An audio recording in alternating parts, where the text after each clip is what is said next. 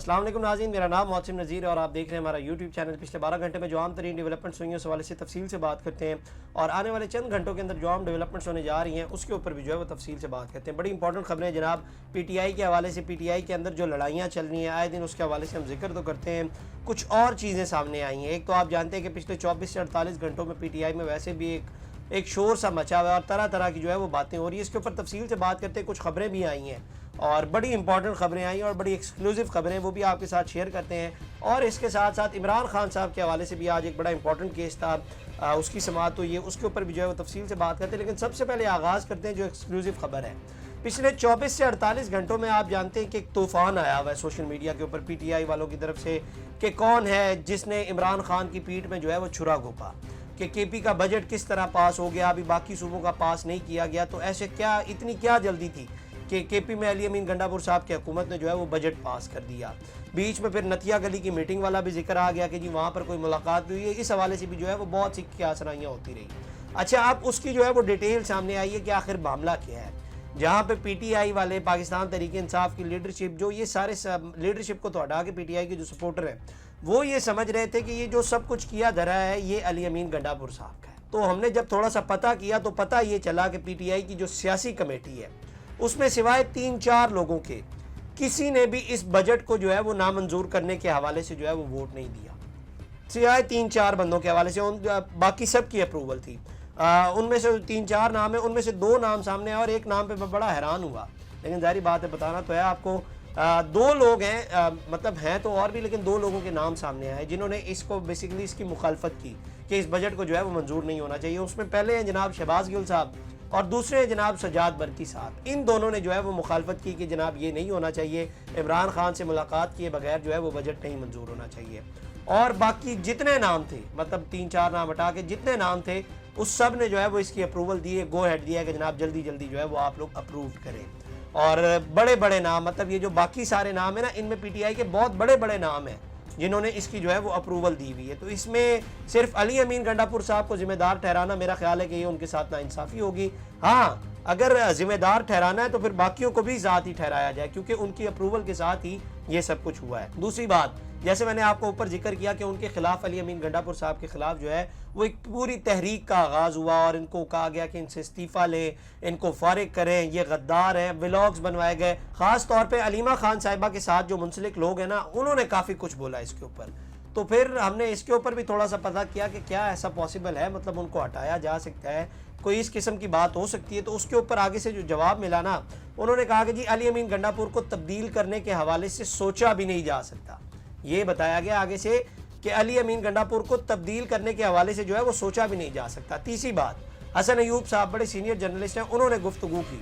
उन्होंने कहा कि जी आप समझते हैं आप KP में यूं चुटकी बजाएंगे और जो है वो वहाँ पे गवर्नमेंट गिर जाएगी और गवर्नमेंट जो है वो चेंज हो जाएगी।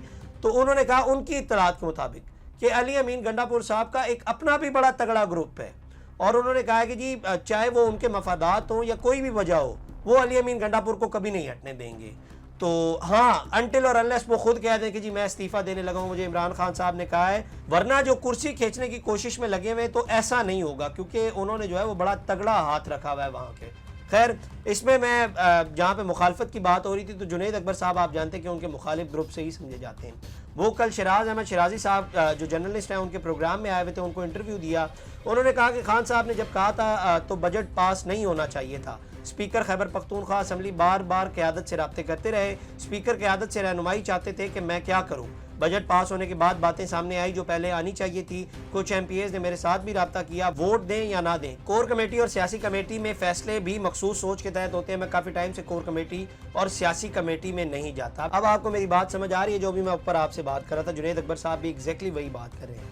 आगे उन्होंने एक और फायर किया, उन्होंने कहा कि जी हमारे सूबाई मुशीर ख़जाना का ताल्लुक सिंध से है, मुजम्मिल असलम साहब।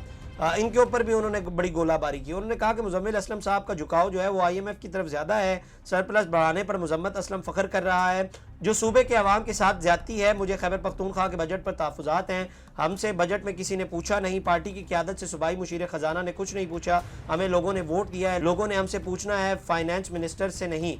मुजम्मिल असलम आज यहाँ है, कल नहीं होंगे, परसों वर्ल्ड बैंक में होगा, हमने इस मुल्क में रहना है और भुगतना भी हमने है। अब सवाल यहाँ पर यह है, आप ज़रा सोचिए, जो मुजम्मिल असलम साहब जिनके हवाले से जिक्र कर रहे हैं, उनकी अपॉइंटमेंट तो खान साहब ने खुद की हुई है, مطلب آپ ان کو کہہ رہے ہیں کہ وہ IMF کا بندہ ہے، تو آپ پھر یہ کہنا چاہ رہے ہیں کہ عمران خان صاحب نے IMF کا بندہ یہاں پر رکھا ہوا ہے، مطلب آپ تو یہی پھر کہنا چاہ رہے ہیں نا۔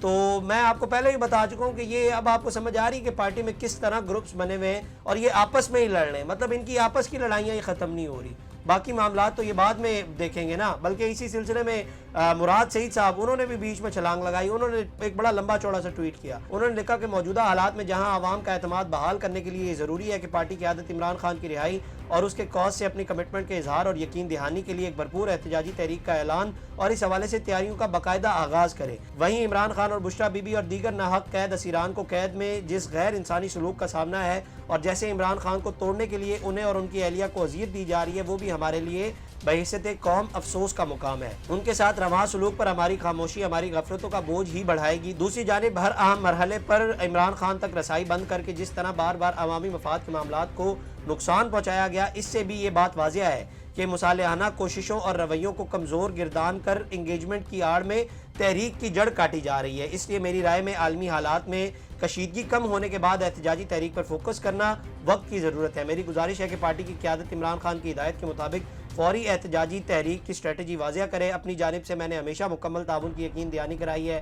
اپریل 2025 میں تیاری کی کال دی تو عوام نے بھرپور شرکت سے یہ تاثر بھی ظاہر ہو گیا کہ 26 نومبر کے سانے کے بعد کوئی نکلنے کو تیار نہ ہوگا۔ میں اب بھی یہ گارنٹی دیتا ہوں کہ پارٹی کے دیے گئے پلان پر عمل درآمد اور تمام ممبران کو دیے گئے ٹارگٹ سے انشاءاللہ زیادہ تعداد اور بھرپور شرکت میرے حلقے اور احتجاج اور جلسوں کے لیے بنائی گئی ٹیموں کی جانب سے ہوگی۔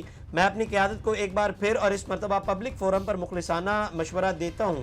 میں پہلے دن سے اس بات پہ قائل ہوں کہ عمران خان کو ہٹانے والوں کی پلاننگ میں اس کی واپسی نہیں شامل اور وہ اس کے لیے ہر حد تک جائیں گے۔ ہم اگر نادانستہ بھی خدا نخواستہ ان کی اس پلاننگ میں استعمال ہو گئے تو ان تک تو شاید کسی حد تک عوام کی رسائی نہ ہو، مگر جیسے دیگر سیاسی شخصیات کے گھر بار اور گریبان عوام کی رسائی میں ہیں، ویسے ہمارے بھی ہیں۔ اور جہاں ہمیں عمران خان کے نام پر اس قوم نے سراخوں پر بٹھایا ہے، قوم کے غضب کا نشانہ ہم نے بھی بننا ہے۔ عمران خان کی خاطر نہ صحیح اپنی خاطری معاملات کی سنگینی کا احساس کریں۔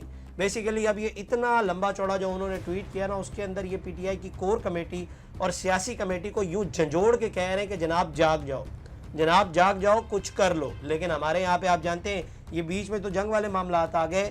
بڑی عید سے پہلے تھوڑی دن پہلے انہوں نے کہا تھا کہ جی عید کے بعد آپ دیکھیے حیران کر دیں گے ہم دنیا کو، حیران کر دیں گے ہم دیگر لوگوں کو، اور آپ دیکھیے گا اتنی بڑی تحریک کا آغاز ہوگا، اور ابھی تک اس تحریک کا جو ہے وہ آغاز نہیں ہوا۔ تو اسی لیے جو ہے وہ مراد سعید صاحب جھنجھوڑ کر کہہ رہے ہیں کہ جناب جاگ جاؤ، کچھ کرو۔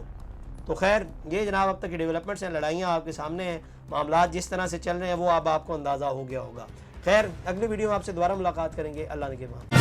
اس طرح کی اور ویڈیوز دیکھنے کے لیے سبسکرائب کیجیے ہمارا چینل اور دیکھتے رہیے PSPKG نیوز۔